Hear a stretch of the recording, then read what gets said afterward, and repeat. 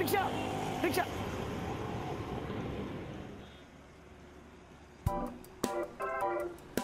अरे आकांक्षा मॅडम, तुम्ही इथे काय करताय?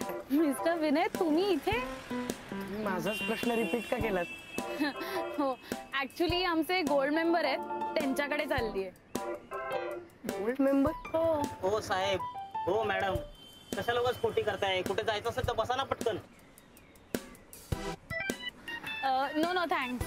ठीक आहे.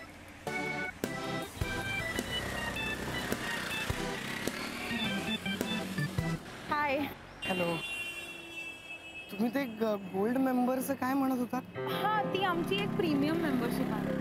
मग ही मेंबरशिप तुम्ही मला का नाही सुचवली? 1,00,000 रुपये वार्षिक फी आहे त्याची, आणि ती जरा वेगळ्या लोकांसाठी आहे. बापरे, एवढे पैसे? म्हणजे तुम्ही त्या लोकांना आधी स्थळ शोधून देत असणार. आम्ही काय, आम्हाला परिस्थितीनेच गोल्ड मेंबर बनवलं नाहीये.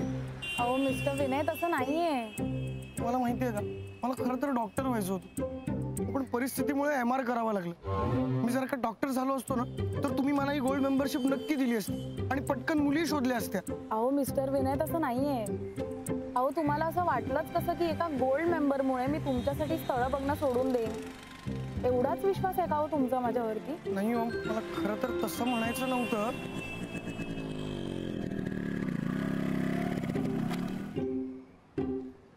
थँक्स, लक्ष नव्हतं माझं. It's okay.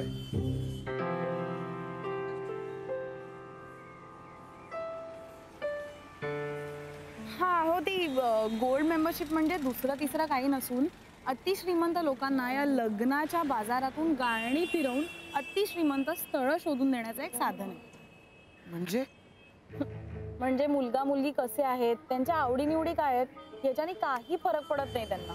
ते फक्त एवढंच बघतात की या लग्नानंतर त्यांचा बिझनेस किती पुढे जाणार आहे. नाही नाही, अशा माणसांशी संबंधच ठेवायचा नाही आपल्याला.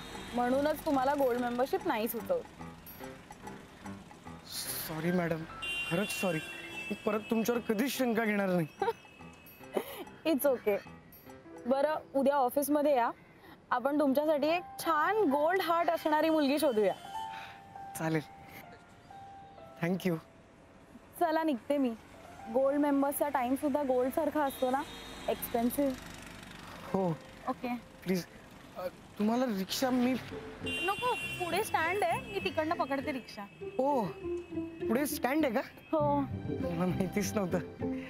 मी पण येतो. ओके. तुम्हाला कुठे जायचंय? मला थोडंसं. सगळं आणलेलं आहे. ठेव ठेव, आता मला एक कोणीतरी भेटलं. ठेव. हा बोला. हा पत्ता तुम्हाला माहिती आहे काय? बिल्डिंग दिली आहे पण ते सापडत नाही बिल्डिंग. कुणाला भेटायचं तुम्हाला? माझ्या पोट्टे राहतो ना इथे. हा, त्याला भेटायचंय. काय नाव काय तुमच्या मुलाचं? विनय, विनय हरिश्चंद्र नागपूरकर. ओळखतो मी याला, माझ्याच घरी राहतो. अरे वा, देवासारखे भेटले ना बाप्पा तुम्ही.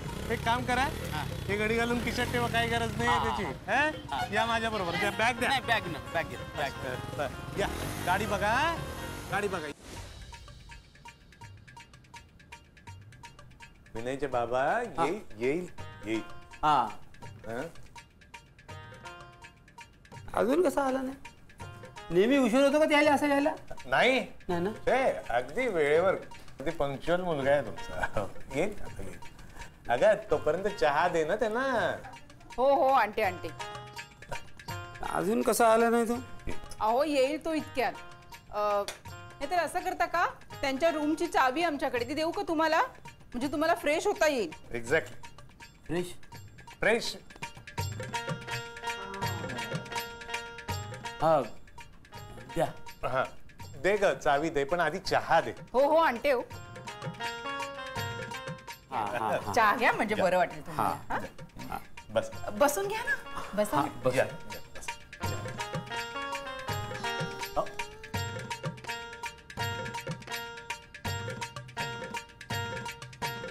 विनयचे बाबा, खुर्चीवर बसाल बसा. नाही, आम्ही गावची मंडळी. बरं, अवघडल्यासारखं होतं, हे खालीच बरं आहे. बरं. हो. अहो तुम्ही नाही अगं छान वाटतंय खरंच की तुम्ही चहा नाही घेणार? त्यांचं झालंय चहा आताच. तुम्ही घ्या ना. घेऊ? हो हो घ्या. बर. तुम्हाला काही खायला आणू का मी? नाही नाही, आता स्टेशनवर वडा उसळ खाला ना. हा.